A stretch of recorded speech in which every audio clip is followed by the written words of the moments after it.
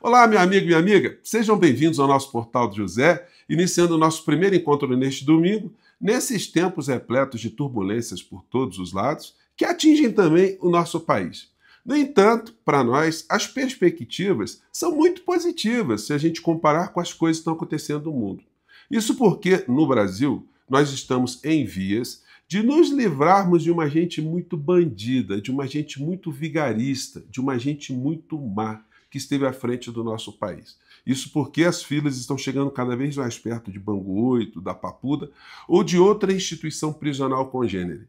Isso está deixando, pelo menos, as criaturas que habitam aqui na internet de uma forma absolutamente desesperada. Bom, vou trazer aqui para vocês algumas informações recentes, algumas atualizações e algumas imagens muito interessantes que vão fazer você ter algumas reflexões em relação a pessoas que você conhece.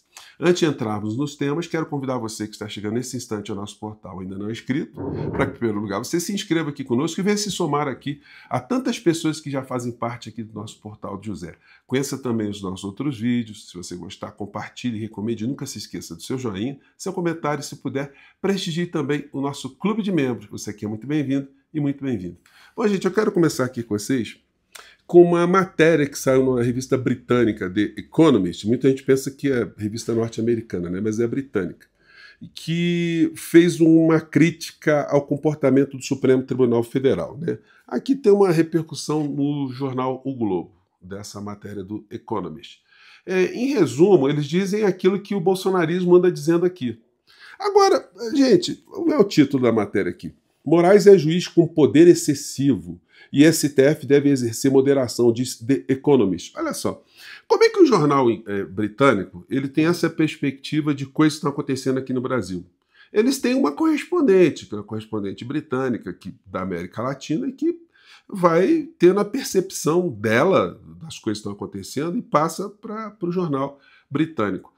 Mas é uma percepção de uma pessoa que não tem manejo nenhum com como é a justiça no nosso país, que é completamente diferente da justiça britânica. Aliás, a justiça britânica, gente, olha, merece um capítulo especial. Se vocês quiserem conhecer como é que funciona o judiciário dos Estados Unidos, da Inglaterra, desculpe, assistam o filme Em Nome do Pai. Aí vocês vão ver só como é que a situação lá não é tão florida quanto muitas pessoas poderiam imaginar. Então, a jornalista ela faz a análise dela diante das perspectivas que ela consegue coletar, mas a situação no Brasil é muito complexa, portanto, a visão dela foi muito parcial ao fazer críticas a uma espécie de poder concentrado do Supremo Tribunal Federal. Agora, e o Supremo Tribunal Federal com esse tipo de avaliação da revista? Porque muitas pessoas pensam, olha, mais um jornal americano batendo no ministro Alexandre de Moraes. Não, isso aí é The Economist da Inglaterra. Então, vamos separar isso aí, né? E o ministro Barroso, ele publicou ontem uma resposta ao jornal, a revista britânica The Economist. E ele escreveu o seguinte, a nota oficial do STF. Acerca da matéria, Brazil's Supreme Court is on trial, veio esclarecer alguns pontos. A reportagem narra algumas das ameaças sofridas pela democracia no Brasil, embora não todas. Entre elas, se inclui a invasão da sede dos três poderes da República por uma multidão insuflada por extremistas. Pois é, a matéria não falou nada disso, né? Acampamentos de milhares de pessoas em portas de quartéis pedindo a deposição do presidente eleito. Também a matéria não falou isso, né? Ignorou isso. Tentativa de atentado terrorista à bomba no aeroporto de Brasília. Também não falou disso. E tentativa de explosão de uma bomba no Supremo Tribunal Federal. E, claro, uma alegada tentativa de golpe com plano de assassinato do presidente, do vice-presidente e de um ministro do tribunal. Os responsáveis estão sendo processados criminalmente, com devido processo legal, como reconhece a matéria. Foi necessário um tribunal independente atuante para evitar o colapso das instituições, como ocorreu em várias partes do mundo, do leste europeu à América Latina. Enfim, então a matéria, quer dizer, o Supremo Tribunal Federal fez essa resposta, enfim, o assunto vai morrer porque quanto mais a extrema-direita fica desesperada, mais eles ficam tentando agarrar boias que vão surgindo por todos os lados. E vão tentando reverberar cada vez mais isso para tornar realidade algo que não é. aquilo que eles dizem que o Brasil é uma ditadura, né? Bom, vamos avançar aqui com mais coisas. Eu quero lembrar vocês esse fato aqui, né? Porque são tantas notícias, né? A gente acaba deixando algumas para trás. Essa fotografia aqui foi tirada no dia que o Bolsonaro foi levar a Michelle no aeroporto para suposta presença na posse de Donald Trump. A matéria diz: foto mais importante, diz Bolsonaro ao vestir boné com slogan de Trump. Gente, isso foi no dia 18 de janeiro. O Bolsonaro já foi fazer essa bajulação. Mas aqui no Portal do José e outros amigos de outros canais, todos nós fizemos inscrição também para participar da posse de Trump. E a coordenação do evento confirmou a nossa presença lá. Nós não fomos porque não quisemos ir.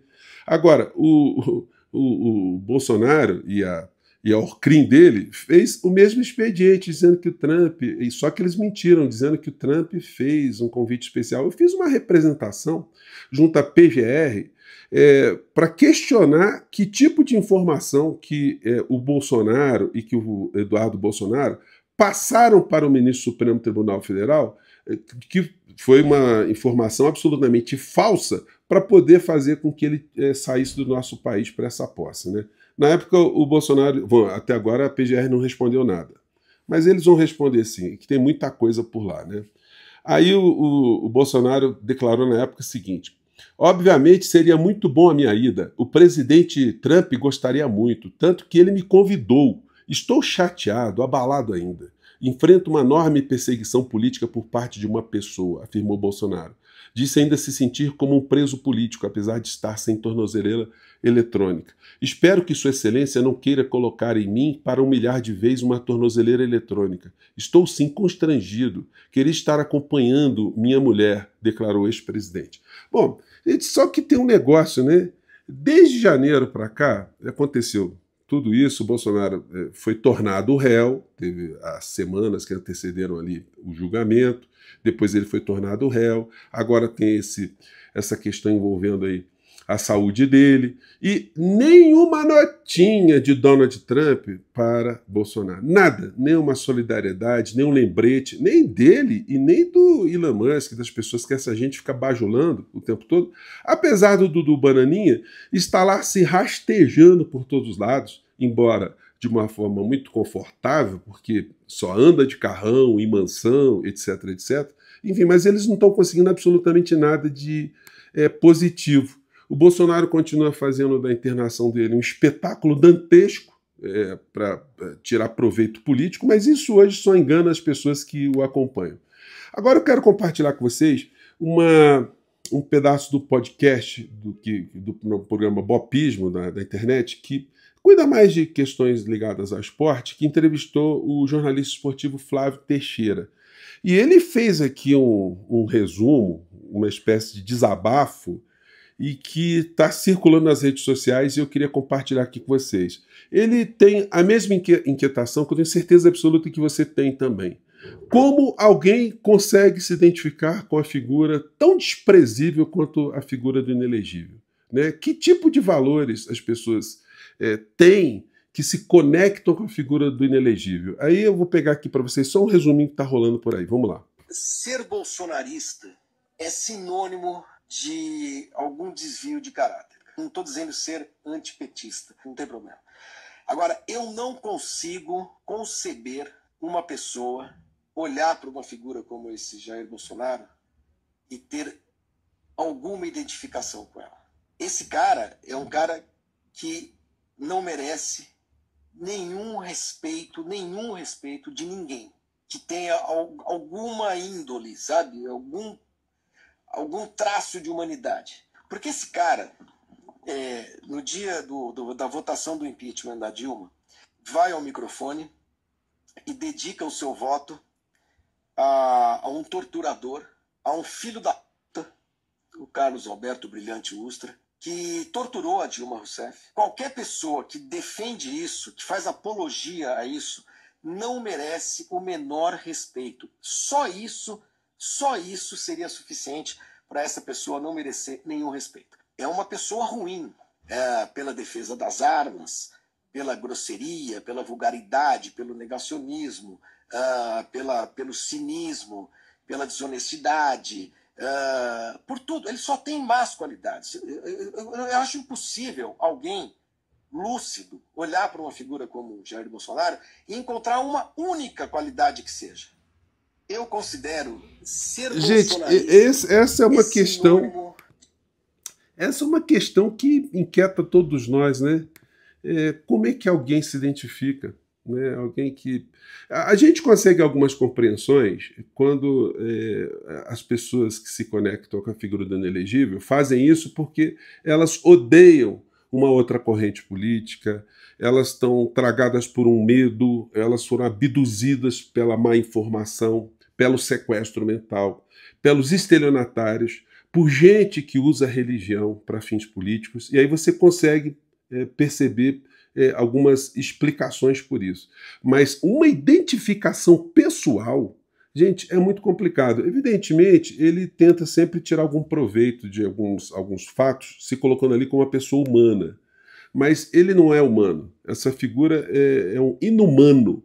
O que ele fez no nosso país no período da pandemia, gente, isso é imperdoável. E eu bato aqui no nosso portal sempre sobre a responsabilidade dos grandes veículos de comunicação que se omitiram na responsabilização desse criminoso e que, portanto, cria um ambiente para a Procuradoria-Geral da República também se fazer de esquecida nesse episódio, né? E esquecer que nós tivemos tantas pessoas que morreram aqui no nosso país e que, gerada uma CPI para apurar as responsabilidades foram apuradas e foram apontadas. No entanto, a Procuradoria-Geral da República não se manifestou. Embora o senhor Paulo Gonet esteja fazendo um trabalho muito correto em relação à incriminação de Bolsonaro pela tentativa de golpe, mas tão importante ou mais importante foi o atentado contra a humanidade que se fez aqui no nosso país. Foi o que se fez contra pessoas que morreram. Inclusive, grande parte das pessoas que morreram porque acreditaram nesse bandido, nesse vigarista, nas prescrições de remédios imprestáveis, na sabotagem ao isolamento, na sabotagem à vacina, ao uso de máscaras. Então isso não pode ser esquecido. Então essa gente que fica lá fora dos Estados Unidos, como o netinho do ditador, com esse troço, o Alexandre de Moraes está na reta do gol, está para ser punido pela justiça americana, ele pode ir para a cadeia, enfim. Esses lunáticos, eles simplesmente não conseguem explicar por que o líder deles na extrema-direita mundial, o Donald Trump, et caterva, simplesmente está dando uma banana gigantesca para essa criatura tão desprezível que irá para a cadeia no final dessa história. Essa perspectiva é uma perspectiva muito positiva para pessoas como eu e você, que estamos o tempo todo batalhando para que tenhamos no nosso país justiça, porque isso não é vingança, não. Isso é justiça. Eu quero ver a cara dessas pessoas quando o inelegível estiver em cana. Bom, eu fico por aqui, gente. Um grande abraço. Mais tarde a gente volta. Tem mais coisas importantes para falar. Tchau.